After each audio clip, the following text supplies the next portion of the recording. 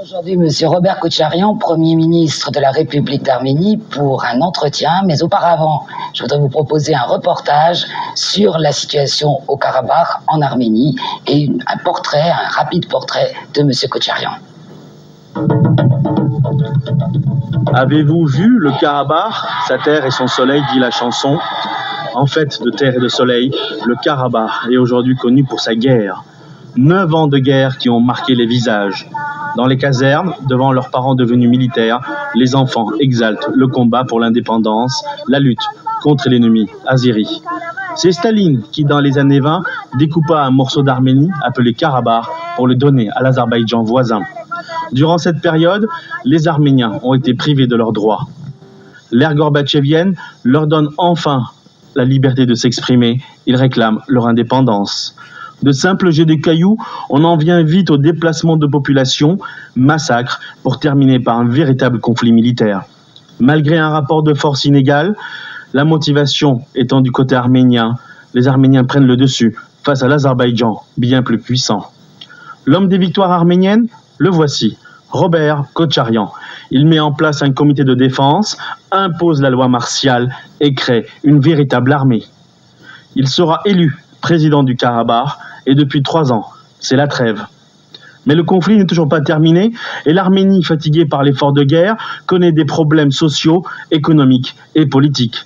Le président arménien Ter-Petrosyan le nomme Premier ministre. Depuis dimanche, il est l'invité officiel de la France, reçu par sa communauté et Charles Aznavour. Le chef du gouvernement arménien s'est longuement entretenu hier au palais de l'Élysée avec le président Chirac.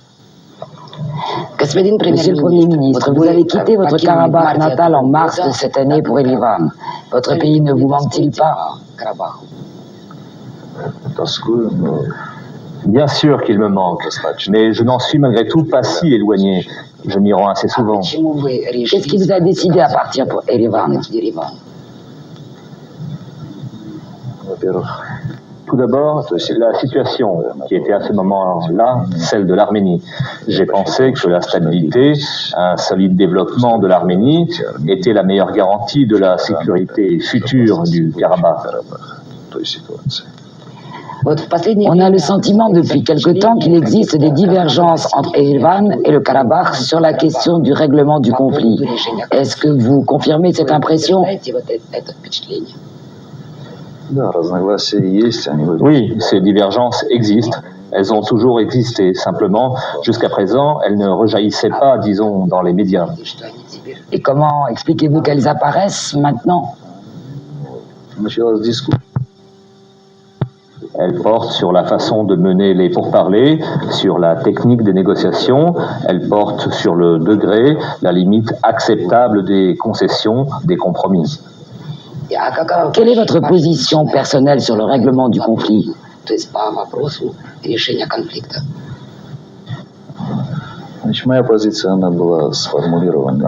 Ma position, je l'avais déjà formulée quand j'étais président de la République du Karabakh. Elle se fonde en premier lieu sur l'idée qu'aucune décision ne doit impliquer la soumission d'une des parties en présence à une autre. Autrement dit, ma position est celle d'une égalité en droit pour les deux parties. Deuxièmement, il y a la question de la complète indépendance du Karabakh et troisièmement, le problème de son désenclavement. En tant qu'enclave, le Karabakh n'a aucun avenir. C'est absolument évident pour nous, comme pour tous les médiateurs de la communauté internationale. De sorte que si ces 3 principes sont respectés, les pourparlers sur le statut du Karabakh devraient aboutir. Considérez-vous l'Arménie comme une composante d'une entité caucase?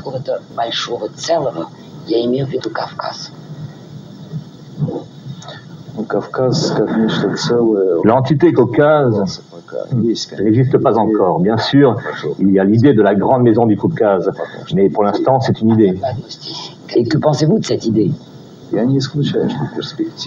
Je n'exclus pas dans l'avenir quelque chose de ce genre. Il y a des intérêts communs pour le développement de la région. Les pays concernés peuvent, sinon former une véritable union, du moins se rassembler autour de certains intérêts. Il peut y avoir des accords, une coordination. Jusqu'à présent, toutefois, ce processus n'a pas commencé et je pense qu'à l'heure actuelle, les intérêts communs du Caucase n'ont pas été précisément définis.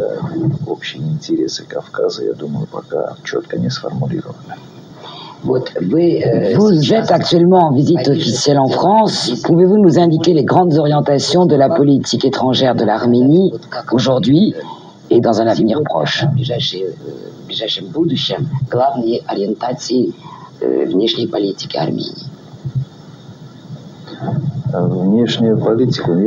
La politique étrangère. En tant que Premier ministre, je m'intéresse plus à notre activité économique extérieure.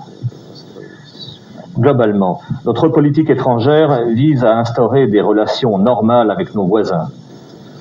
C'est une des priorités et nous travaillons activement dans ce sens.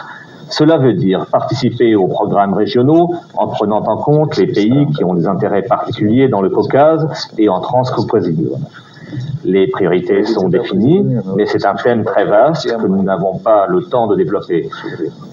En ce qui concerne notre action économique, nous voulons bien sûr développer les liens économiques, les liens entre les affaires et la législation, créer un terrain juridique, un terrain fiscal, afin d'ouvrir véritablement la voie aux investissements étrangers en Arménie. Considérez-vous votre visite en France comme positive? Positive, oui. Ma visite n'est pas encore terminée, mais jusqu'à aujourd'hui, je la juge positive. Il y a eu des rencontres au plus haut niveau, des discussions intéressantes. J'étais très favorablement impressionné par ma rencontre avec le président de la République, le président Chirac. Je vous remercie, Monsieur le Premier ministre. Merci à vous.